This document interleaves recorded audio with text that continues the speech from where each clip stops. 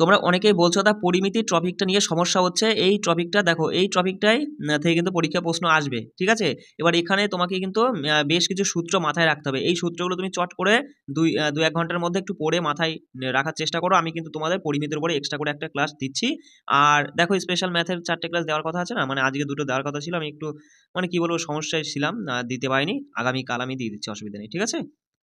আচ্ছা দেখো চটপট একটু সূত্রগুলো দেখে নাও। ত্রিভুজের পরিসীমা মানে কি? ত্রিভুজের পরিসীমা হচ্ছে 3টি বাহুর যোগফল। কি বললাম? ত্রিভুজের পরিসীমা 3টি বাহুর যোগফল। ত্রিভুজের অর্ধ পরিসীমা বললে পরে ওই 3টি বাহুর যোগফলকে 2 দিয়ে ভাগ করলেই অর্ধেক করে দিলে পরেই অর্ধ পরিসীমা বেরিয়ে যাবে। কি বললাম? পরিসীমা হচ্ছে 3টি বাহুর যোগফল, অর্ধ পরিসীমা মানে ওই পরিসীমাকে অর্ধেক করে দিলেই অর্ধ পরিসীমা। আচ্ছা বিষমবাহু ত্রিভুজের ক্ষেত্রফল হচ্ছে root over S into S minus A into S minus B into S minus C, সবই রুটের মধ্যে থাকবে। দাদা এস মানে কি? এস মানে হচ্ছে অর্ধ পরিসীমা। কি বললাম? এস মানে হচ্ছে অর্ধ পরিসীমা। আর এ বি সি এগুলো কি? এ বি সি মানে এই একটা ত্রিভুজটা নিয়ে ধরো এ বাহু, এটা বি বাহু, এটা সি বাহু, সেই বাহু এক একটা বাহু। বোঝা গেল বিষয়টা? চলো ত্রিভুজের ভূমি আর উচ্চতা যদি তোমার জানা থাকে তাহলে সেক্ষেত্রে ক্ষেত্রফল বার করতে গেলে হাফ ইন্টু ভূমি ইন্টু উচ্চতা হয়ে যাবে। এই সূত্র অ্যাপ্লাই করবা। কি বললাম? ত্রিভুজের ভূমি উচ্চতা জানা থাকলে ক্ষেত্রফল হবে হাফ ইন্টু ভূমি ইন্টু উচ্চতা। সমবাহু ত্রিভুজের ক্ষেত্রফল হবে √3/4 ইন্টু বাহু স্কয়ার। কি বললাম? সমবাহু ত্রিভুজ, দেখো সমবাহু ত্রিভুজ মানে যার 3টে বাহু সমান, তার মানে একটাই বাহু, বাহুর মান থাকবে একটাই, তাই না? মানে বাহু একটা বাহু নয়, মানে বাহুর মান থাকবে এক সেম মান। বুঝতে পারছো আমি কি বলতে চাইছি? তাহলে সমবাহু ত্রিভুজের ক্ষেত্রফলের ক্ষেত্রে হবে তোমার হচ্ছে √3/4 ইন্টু বাহু স্কয়ার। এবার চলে আসে দেখো এই ত্রিপ্লেটগুলো কিন্তু বস কাজে লাগবে। ত্রিপ্লেটগুলো মাথায় রাখবে। লম্ব ভূমি উচ্চতা অতিভুজ।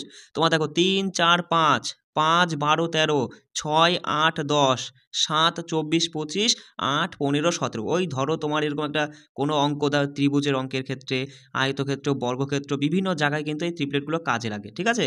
তোমাকে ধরো দিয়ে দিল একটা সমকোণী ত্রিভুজের লম্ব দিল 3 আর ভূমি দিল 4, সেক্ষেত্রে জানতে চাইলে অতিভুজ কী হবে।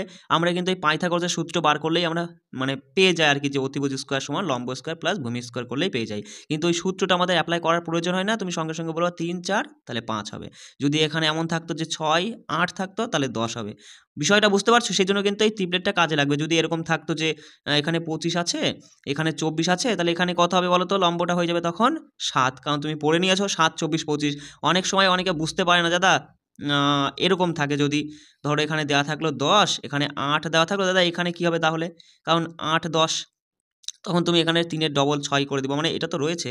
মানে বিষয়টা আমি কি বলতে চাইছি দেখো, যদি এরকম থাকে ধরো এখানে 50 থাকলো, ঠিক আছে, এখানে ধরো 48 থাকলো, ভূমিটা 48 আর অতিভুজটা 50, তাহলে সেক্ষেত্রে লম্ব হয়ে যাবে 7-এর ডবল, 7 দুগুণী 14। বিষয়টা বুঝতে পারলে আমি কি বলতে চাইছি? এগুলো কিন্তু মাথায় রাখবে। চলে আসি আয়তক্ষেত্র। দেখো আয়তক্ষেত্রে পরিসীমা হচ্ছে 2 ইন্টু দৈর্ঘ্য যোগ প্রস্থ, 2 ইন্টু দৈর্ঘ্য যোগ প্রস্থ। আয়তক্ষেত্রের ক্ষেত্রফল হবে দৈর্ঘ্য গুণ প্রস্থ, ঠিক আছে। আয়তক্ষেত্রের কর্ণের সূত্র হচ্ছে √দৈর্ঘ্য স্কয়ার যোগ প্রস্থ স্কয়ার। ওই যে পাইথাগোরাসের সূত্র আমি বলেই দিলাম। এই যে আয়তক্ষেত্রে একটা আঁকার চেষ্টা করলাম, দেখে নাও। এই কর্ণটা বার করতে বললো, যেখানে বলে দিল যে আয়তক্ষেত্রের হচ্ছে তোমার হচ্ছে একটা বাহু হচ্ছে ধরো দিয়ে দিল 6, হচ্ছে একটা 8, তাহলে এক্ষেত্রে কর্ণ কী হবে? 6 8 10 তুমি এইভাবে বার করে নিতে পারবো সঙ্গে সঙ্গে, ঠিক আছে। এগুলো কাজে লাগবে, ত্রিপ্লেটগুলো মাথায় রাখবা। আয়তক্ষেত্রের বাইরে দিয়ে রাস্তা গেলে রাস্তার ক্ষেত্রফল হবে 2 ইন্টু রাস্তা ব্র্যাকেটের মধ্যে দৈর্ঘ্য যোগ প্রস্থ যোগ 2 ইন্টু রাস্তা। এটা কাজে লাগবে কিন্তু। দেখো এই সূত্রটা মাথায় থাকলে না তোমাকে না অত কিছু করতে হবে না। এই বাইরে দিয়ে রাস্তা যাক, ভেতর দিয়ে রাস্তা যাক, মাঝখান দিয়ে রাস্তা যাক, ঠিক আছে, কিচ্ছু করতে হবে না, শুধু একটু সূত্রগুলো মাথায় রাখবা, খুবই সহজে মাথায় থাকবে। দেখো বাইরে দিয়ে গেলে দাদা 2 ইন্টু রাস্তা দৈর্ঘ্য যোগ প্রস্থ যোগ 2 ইন্টু রাস্তা। দাদা ভেতর দিয়ে যদি রাস্তা যায় তাহলে ভেতরের কথাটা থাকলে পরেই 2 ইন্টু রাস্তা দৈর্ঘ্য যোগ প্রস্থ, এখানে শুধু আমরা মাইনাস করে দেবো, -2 রাস্তা।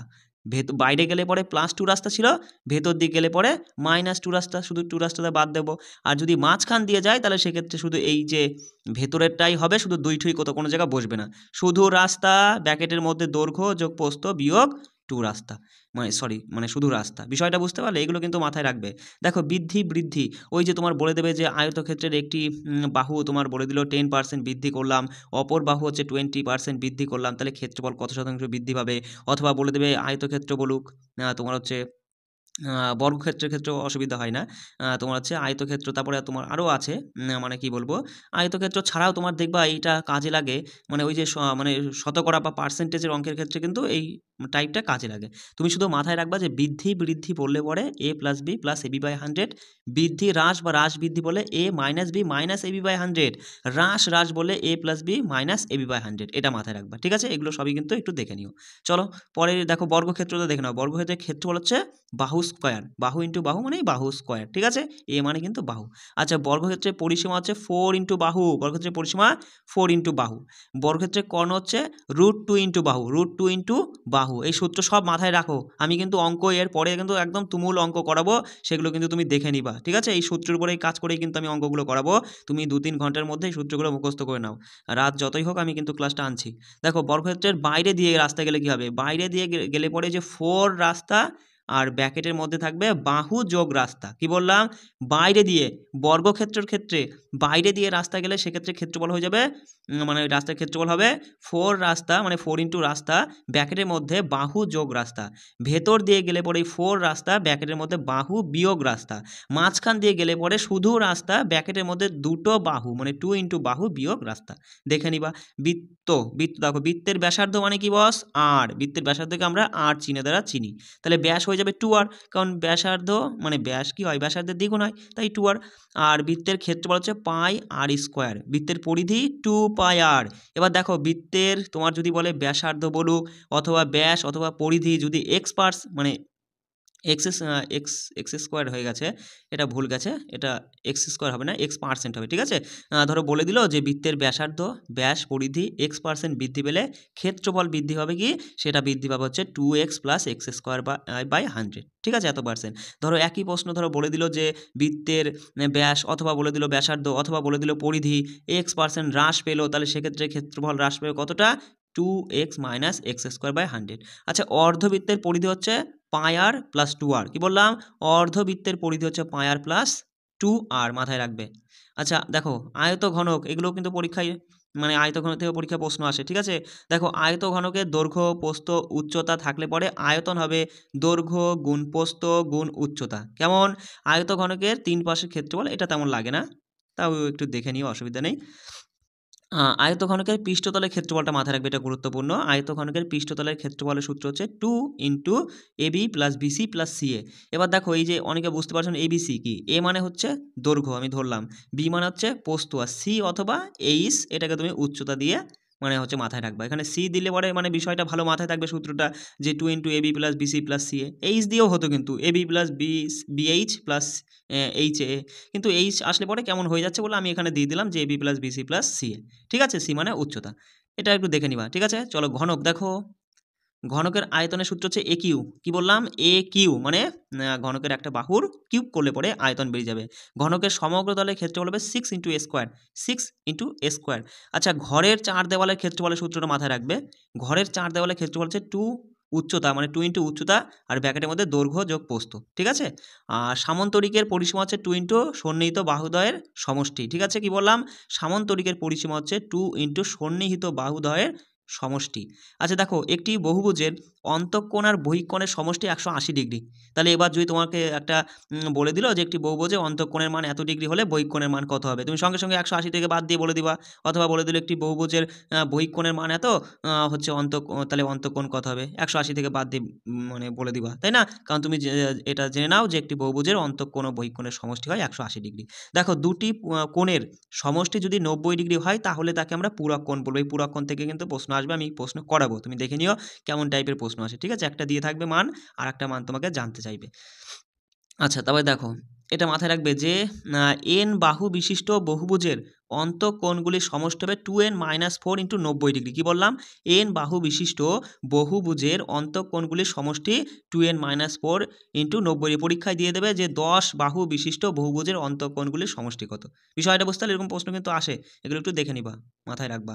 দেখো গোলকের আয়তন হচ্ছে 4/3 πr কিউব। 4/3 পাই আর কিউ, অর্ধ গোলকের আয়তন বলে জাস্ট এর অর্ধেক করে দিবা, ওই 4/3 পাই আর কিউকে অর্ধেক করা মানেই তো ওই 3-এর সাথে 2 গুণ হওয়া, বিষয়টা বুঝতে পারলে? অর্ধ গোলকের ক্ষেত্রে সেটাই হয়ে গেল। দেখো গোলকের পৃষ্ঠতল বা বক্রতলের ক্ষেত্রফল হবে 4 পাই আর স্কোয়ার। যদি একই রকম এখানে অর্ধ কথাটা জুড়ে দিত যে অর্ধ গোলকের পৃষ্ঠতল বা বক্রতলের ক্ষেত্রফল, জাস্ট এটাকে 2 দিয়ে ভাগ করে দিতা, তাহলে এখানে 2 দিয়ে ভাগ করলে পরে হয়ে যায় 2 পাই আর স্কোয়ার। বিষয়টা বুঝতে পারলে? ওটা আমি লিখলাম না, তুমি বুঝে নিলে।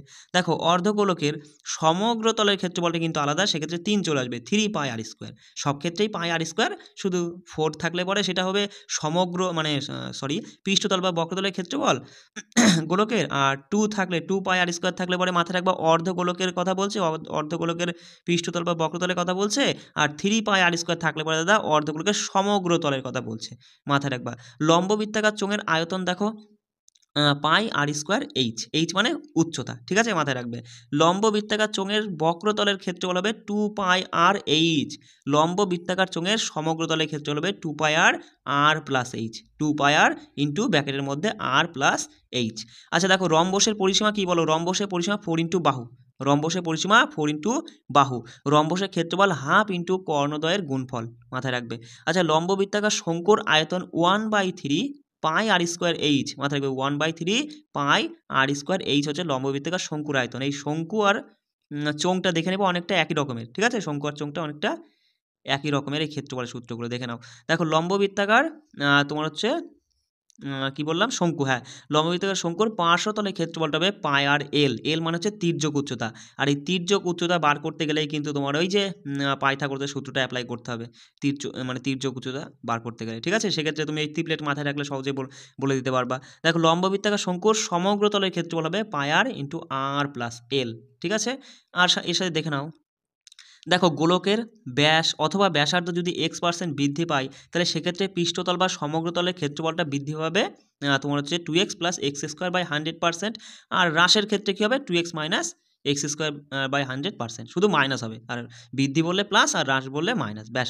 এবার এক্ষেত্রে দেখে নাও, যদি তোমার এক্ষেত্রে যদি বলে দেয় যে গোলকের ব্যাসার্ধ ধরো x% বৃদ্ধি পেল, তাহলে পৃষ্ঠতল বা পৃষ্ঠতল নয় সরি, তাহলে আয়তন কতটা হ্রাস বা বৃদ্ধি পাবে, ঠিক আছে। ধরো বললো যে গোলকের ব্যাসার্ধ x% বৃদ্ধি পেল, তাহলে আয়তন কতটা বৃদ্ধি পাবে, তাহলে সেক্ষেত্রে এই সূত্রটা কিন্তু অ্যাপ্লাই করবা। এটা কিন্তু গুরুত্বপূর্ণ, আসে অনেকেই জানে না এই তথ্যটা, মাথায় রাখবা। 10+% যে যত পার্সেন্টটা বৃদ্ধি পেয়েছে সেই পার্সেন্টে, ধরো 20% বৃদ্ধি পেয়েছে, তাহলে 20 এটার কিউব যোগ করে 30 হলো, 30-এর কিউব করবা, আর মানে এটার কিউব বুঝতেই পারছো, আর নিচে একবারে 10, আর এখানে -10-এর কিউব, সবসময় 10-এর কিউব হবে, ঠিক আছে। নিচে 10 দিলে পরে এখানেও 10-এর কিউব হবে, আর এখানেও 10 থাকবে, শুধু এখানে পার্সেন্টেজটা বলবে, এই দুটো যোগ হয়ে তার কিউব হবে, আর মাঝখানে কি বস বিয়োগ হবে, ঠিক আছে। এইটাই মাথায় রাখবা। এই ছিল তোমাদের সূত্রগুলো, পরিমিতির এই সূত্রগুলো তুমি মাথায় রাখো, তবে দেখো কেমন টাইপের প্রশ্ন তুমি এই সূত্র দিয়েই সমাধান করতে পারো, ঠিক আছে। এগুলো কিন্তু পড়ে নাও।